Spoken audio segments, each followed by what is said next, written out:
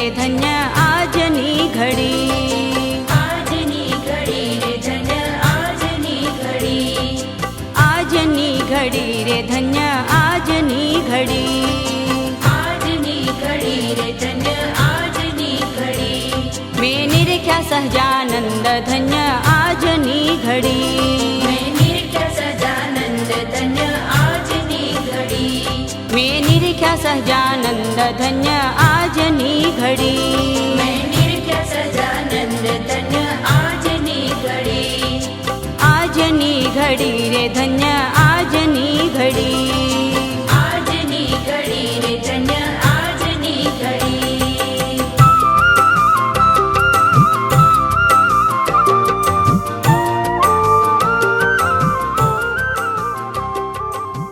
વાલા ભક્તજનો, હમણાં વાત કરી એમ કે મહિલા સત્સંગ પર્વ જે દર વર્ષે આપણે દાનેવ પાર્ક મંદિરમાં ઉજવીએ છીએ, એ 19માં ગયા વર્ષે 19મું પર્વ આપણે ઉજવ્યું. એની કેસેટ અને ગયા વર્ષે આ કૃષ્ણા ફાર્મમાં જ આત્મીય મહિલા મંડળનું ખૂબ સુંદર મજાનું આયોજન હતું.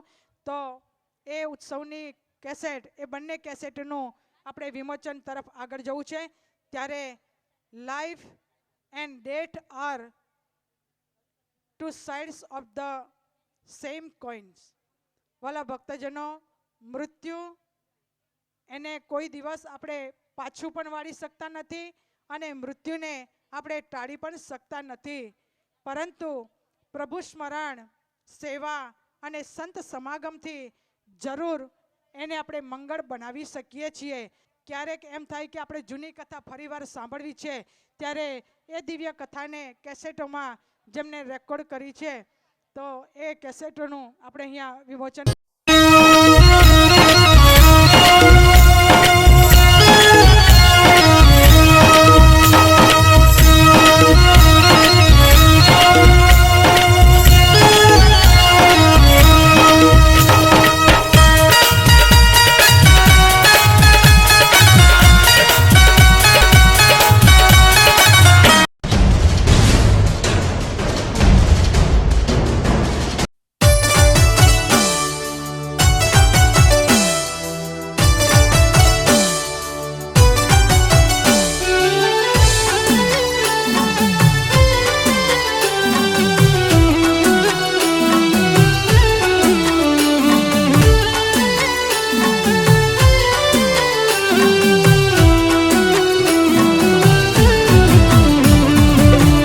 કામ ક્રોધ ને લોભ વિષય નાશ કે નડી, કામ ક્રોધ ને લોભ વિષય નાશ કે નડી, હે માવજી કેરી મૂર્તિ મારા,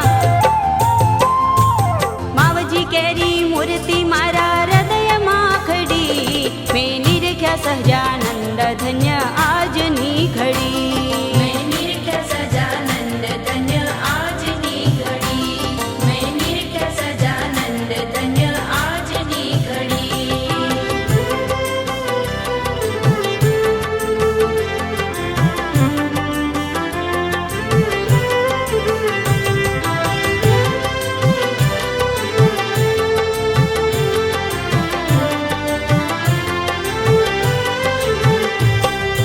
જીવની બુદ્ધિ જાણી ન શકે એ મોટી અડી, જીવની બુદ્ધિ જાણી ન શકે એ મોટી અડી, હે સદગુરુની દ્રષ્ટિ થતા, સદગુરુની દ્રષ્ટિ થતા વસ્તુ એ જડી, મેં નિરખ્યા સહજાનંદ ધન્ય આજની ઘડી, મેં નિરખ્યા સજાનંદ ધન્ય આજની ઘડી, મેં નિરખ્યા સજાનંદ ધન્ય આજની ઘડી.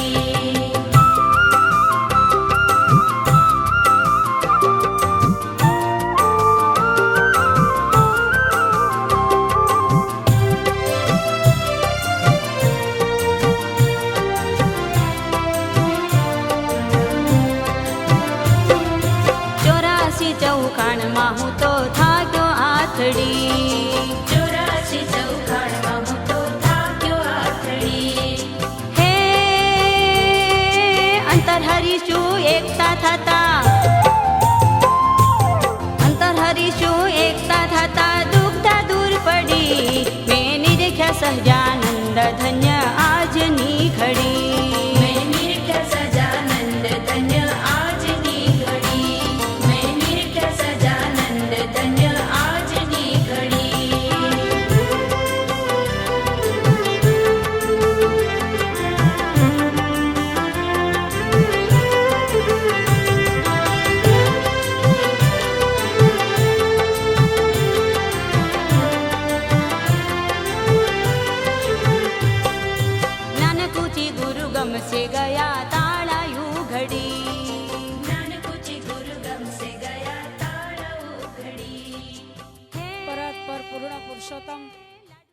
ઈષ્ટદેવ ભગવાન શ્રી સ્વામિનારાયણ, કથાના વક્તા શ્રી પૂજનીય સાંખ્યોગી બહેનો તથા કચ્છ ભુજ અને રામપુરથી પધારેલા પૂજનીય સાંખ્યોગી બહેનો, પૂજ્ય લાભુબા, પૂજ્ય હીરાબા વગેરે સાંખ્યોગી બહેનો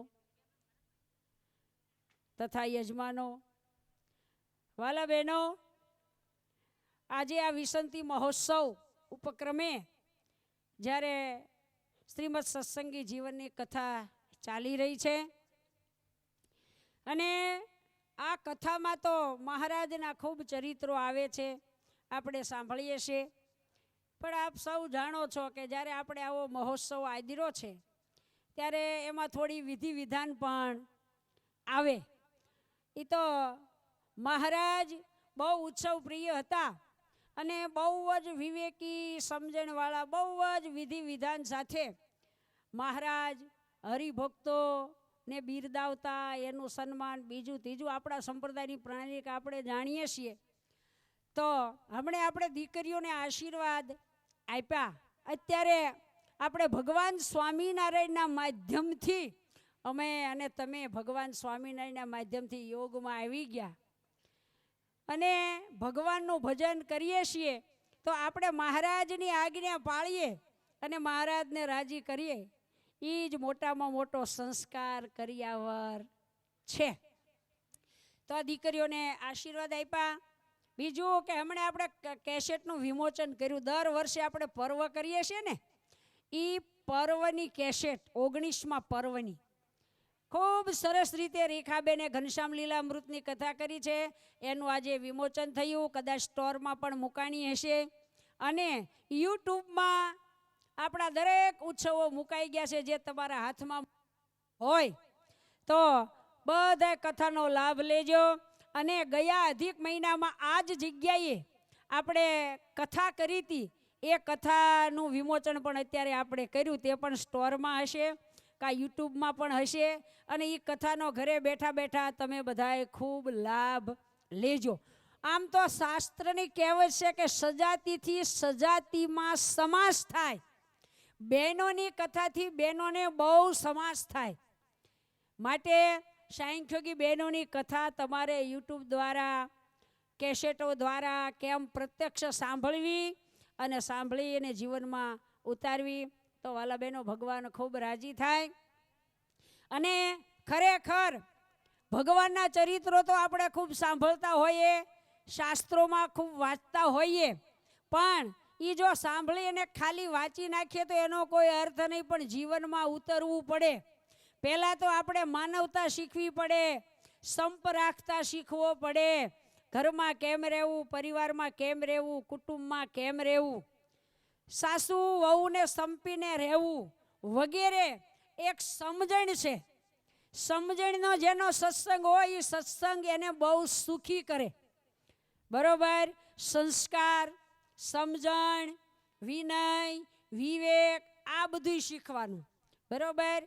આમ નિમલે હું તો રોજ 100 માળા ફેરવી નાખું, હું રોજ 200 માળા ફેરવી નાખું, હું એટલી પ્રદક્ષિણા કરું, હું 2-3 વખત મંદિરે જઈ આવું, પણ આપણા સ્વભાવમાં સુધારો ન થાય, આપણા વર્તનમાં સુધારો ન થાય તો એ ભજન આપણું એટલું લેખે લાગે નહીં.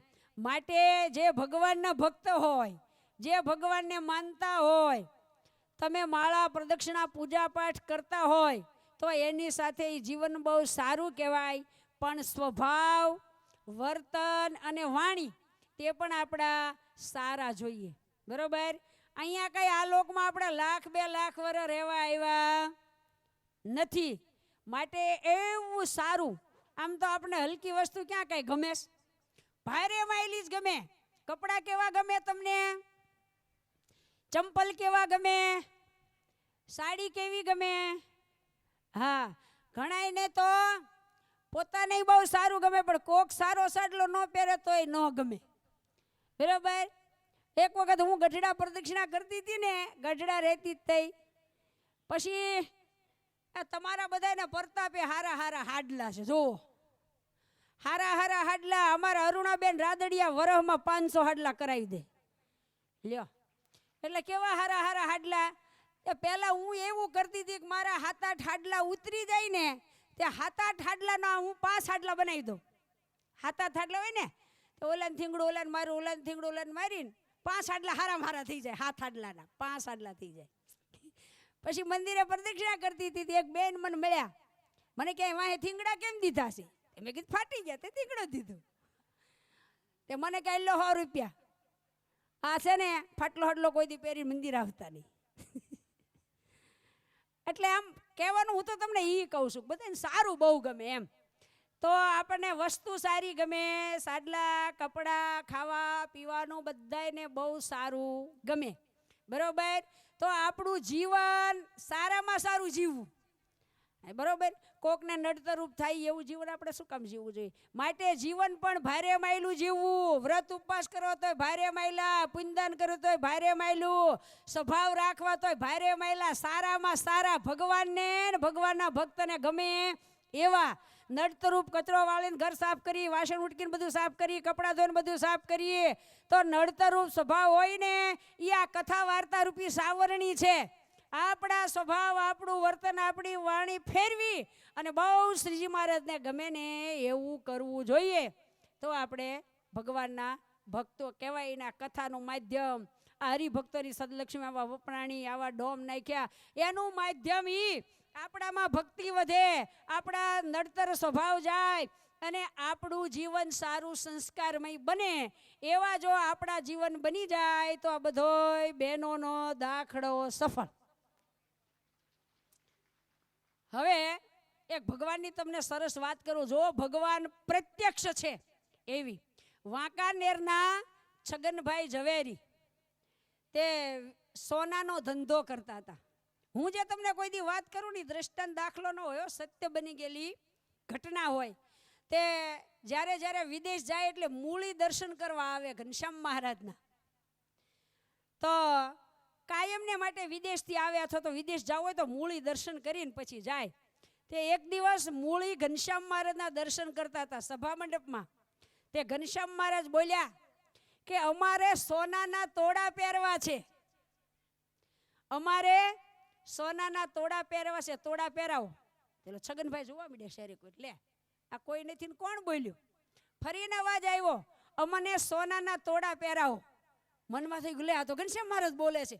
બહુ રાજી થઈ ગયા, દંડવત કરવા માંડ્યા. વાહ વાહ, મારા વાલાએ મને પ્રેરણા કરી સોનાના તોડા પહેરવા. તે વાંકાનેર ગયા, આવા જાડા તોડા કરીને લાવ્યા.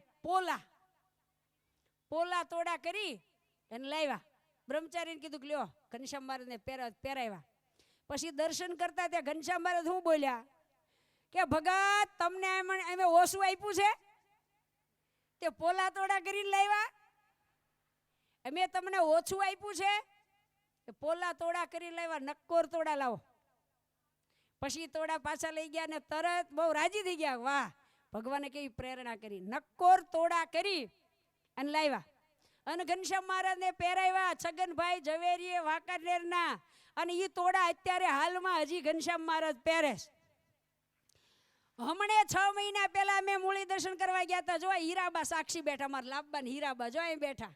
કા હીરાબા, આપણે કીધું કે મારા ઘનશ્યામ મહારાજના દર્શન કરવા છે અને તોડા પહેરાવ્યા. એ દર્શન બરોબર તે દી તોડા પહેરાવ્યા હતા અને અમે બધા એ દર્શન કર્યા. હજી ઈ તોડા ઘનશ્યામ પહેરે છે છગનભાઈ ઝવેરીના કરાવેલા, મોઢે માગીને લીધા.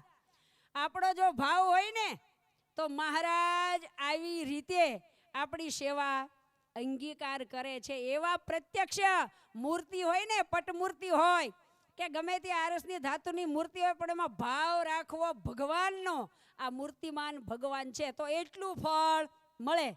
તમારા ઘરે સિંહાસનમાં ભગવાન હોય, હવાર સાંજ આરતી કરીને પગે લાગો ને તો મારા ઘરમાં પ્રત્યક્ષ મહારાજ બિરાજે છે, એને હું થાળ કરું છું, એની હું આરતી કરું છું. આવો જો પ્રત્યક્ષ ભાવ રાખીને સેવા પૂજા કરશો ને તો જરૂર મહારાજ મૂર્તિમાં રહી અને તમારી સેવા પૂજા અંગીકાર કરશે. સારું વાલા ભક્તો, આ આપણા ઉત્સવમાં નાના મોટા હરિભક્તોએ ખૂબ ખૂબ સેવા કરી છે, પોતાની સદલક્ષ્મી આમાં વાપરી છે. કોઈએ દેહથી સેવા કરી છે, કોઈએ તનથી, કોઈએ મનથી, કોઈએ ધનથી. પોતાનો જ ઉત્સવ માનીને બધાય તન તોડ મહેનત આ ઉત્સવમાં કરે છે. તો બધાય ભગવાનના ભક્તોને, યજમાનોને, દેહથી સેવા કરનારાને બધાને ભગવાન સર્વ પ્રકારે ખૂબ સુખ્યા કરે એવી શ્રીજી મહારાજના ચરણમાં પ્રાર્થના સાથે વાલા બહેનો સૌને ભાવથી જય સ્વામિનારાયણ. જય સ્વામિનારાયણ.